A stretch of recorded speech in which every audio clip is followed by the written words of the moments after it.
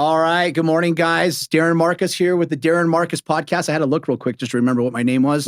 Anyway, I don't know. Honestly, I don't know why I looked at that. But we are here for episode 6, right? This is episode 6? Yeah. The last two, this one and the last one that we just did are going to be a little bit short form, a little bit different than what we normally do. Today, I'm bringing in some of the agents from my team, and we're doing agent one-on-ones or agent spotlights because I like to spotlight the agents that are on the team because it's not all just about me. It's about the agents on our team as well and what they bring to the table. And of course, we all know that we're all attracted to different personalities for different reasons. And today I've got one of my buddies here, longtime friend, Mike Vece, and one of the agents on my team as well. Mike, welcome. Thanks. Thanks for having me. And Mike said he's just a little bit nervous today, so we're going to make him more nervous by calling that out and pointing it out. Just kidding. But the coolest thing is that Mike actually dieted for this event today. He took some 10 pounds. He took some diuretics. He said he's down 10 pounds overnight. He got a good pump in before he came in this morning. Some push-ups and stuff, right, Mike? Yep. All right, awesome. Had to come prepared. I laugh about that because actually that's how Mike and I know each other, is our background in bodybuilding. We both competed in bodybuilding. I think I've known Mike since I was 15. It was the 30 first years. 30 years, yeah. So Mike competed. And Mike, what was the show that you won? Mr. Nevada, was it? Yeah, I won Mr. Las Vegas and Mr. Nevada. Awesome. First place. Awesome, middleweights. man. Yeah. Awesome. So Mike knows a thing or two about bodybuilding and lifting weights and all that stuff. But more importantly, the reason I go into that is because I always like to give a little background on everyone. And I think it's important with bodybuilding. I always like to point this out. I'm a big believer. It's what's led to my success in life, is that the discipline and the level of discipline that you have, the crazy things that you'll do to your body, and the things that you will completely cut out of your life.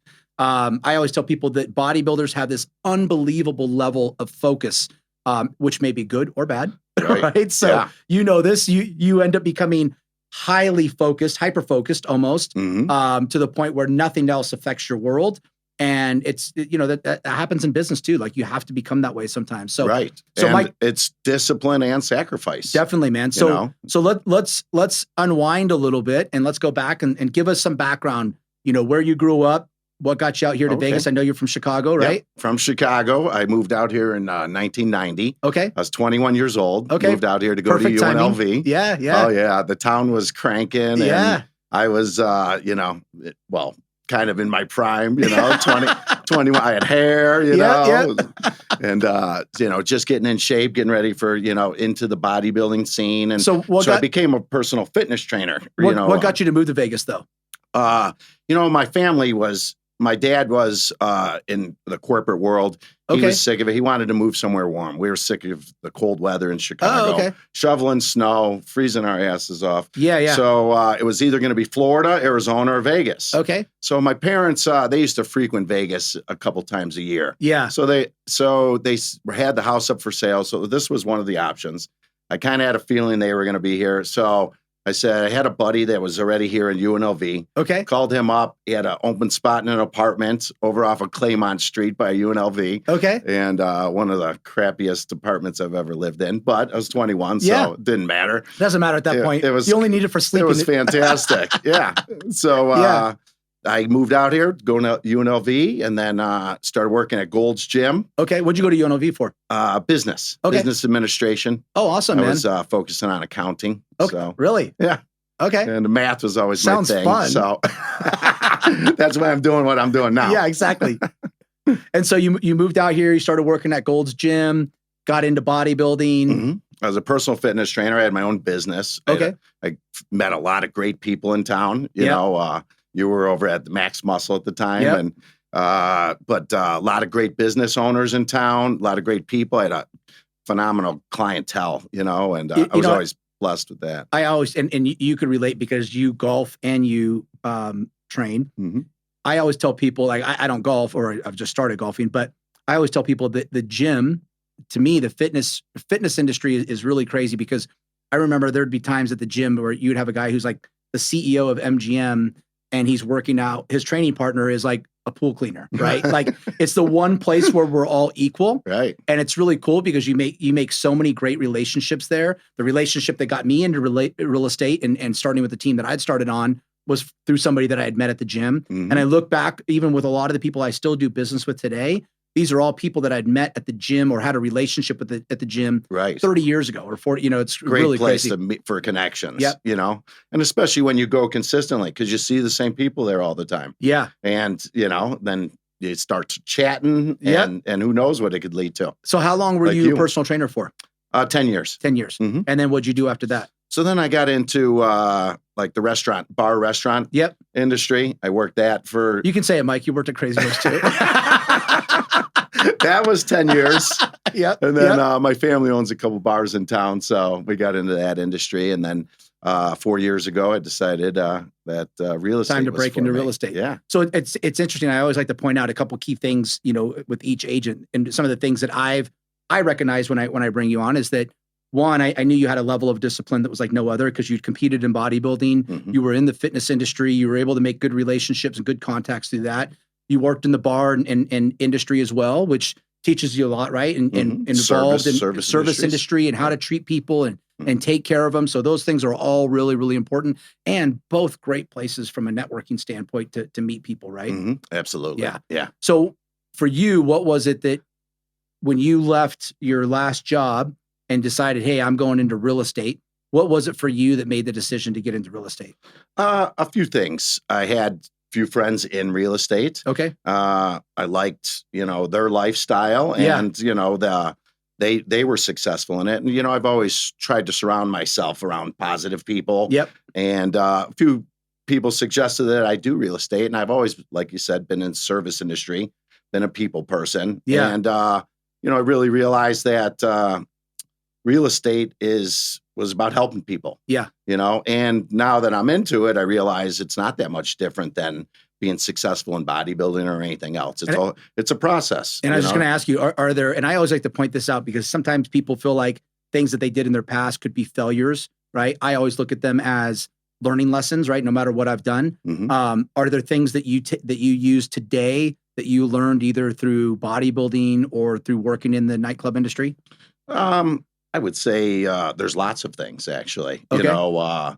One, how to handle people. Yep. And solve problems. Yep. And just overall help people out. Yeah. Because sometimes people just need someone, to hear them out or whatever. And being a bartender, you learn to do that very well. And a personal trainer. Yeah. Oh yeah. And a personal trainer. That's like Natasha. The last one would be a hairdresser. Like if there is any two careers that teaches you to listen to people, where you're sitting there, you're stuck with them for an hour. It's a hairdresser and a personal trainer. Right. Because you're going to hear everything. I did personal training for, I think, maybe 3 months. And that was, I'm not going to lie. And now I've become a way better listener. I can proudly say that. But at the time, I remember the one client that I fired was because every time she'd come to work out, all she wanted to do was talk about all her problems. And I'm like, I'm here to work out. Like, I don't even want to hear about your problems. I don't care. And 18 years old, I thought that was the way to handle it. Probably wasn't the best way to handle it with a customer. Right. To tell them that you don't care. That's changed. You know what, though, is that we're positive people. Yeah. So to hear that negativity, it sometimes is tough to, especially if it's all the time. Yeah. So you got into real estate, and what is it that you love about real estate the most? Well, making money. Making money, yeah. Making money and the independence, and really, it sounds like a cliche, but really helping people. I know that about you because I've seen it firsthand. I think that's really one of the things that you enjoy about it is helping people. And I go above and beyond, with my clients. I know you were just telling me the story the other day. You've been out there like sweeping porches off and helping them move. I try not to advertise that. But I've even trimmed hedges. Mike got rid of his truck for that reason because everybody was, he lifts weights. So I no longer own a truck. This guy's a perfect mover. I have a sports car now. Exactly. So now you're in real estate. You're 4 years in. What are some of the things that you have learned as takeaways being 4 years into real estate? I realized, first off, that isn't as easy as I thought it was. Yeah. I had we're not all just making millions and driving around in Ferraris, but, right? Living here 30 years, I had some instant success, knowing people that I could help out. And that was great because every deal you learn something new. Yep. And you get more experienced. Yep. And then now 4 years down the road, you really feel like you can do a good job for people, give them good service and, really look out for what's in their best interest. Yeah. I think a lot of realtors or people in life, you got to realize it's not all about you. Yeah. It's about the client's best interest, and putting them first. And it goes back to a couple episodes before when I spoke with Chris Biaggi, All Western Mortgage. One of the key things he was talking about was relationships, and that's exactly what you're talking about.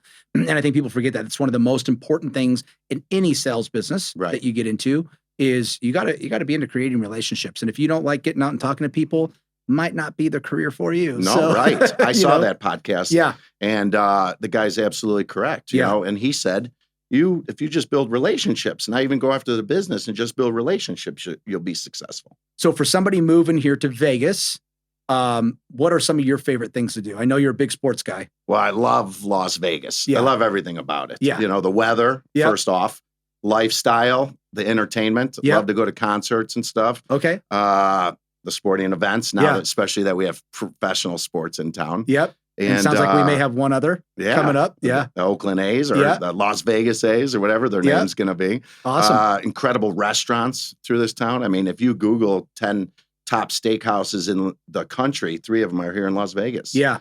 So tell us, what is your, if you were going to take a client today, you're driving a client around and you're going to take them out to dinner or recommend they go to dinner somewhere, where would be the one place that you'd recommend for them to go? I really like taking people down to the south side of the strip to Bootlegger. Yep. It's it's a classic. It's old got school. Great Italian food. Yeah. It's got that old Las Vegas feel. Yep. You feel like there may be a hit while you're there? You never know what's going on in the back, right?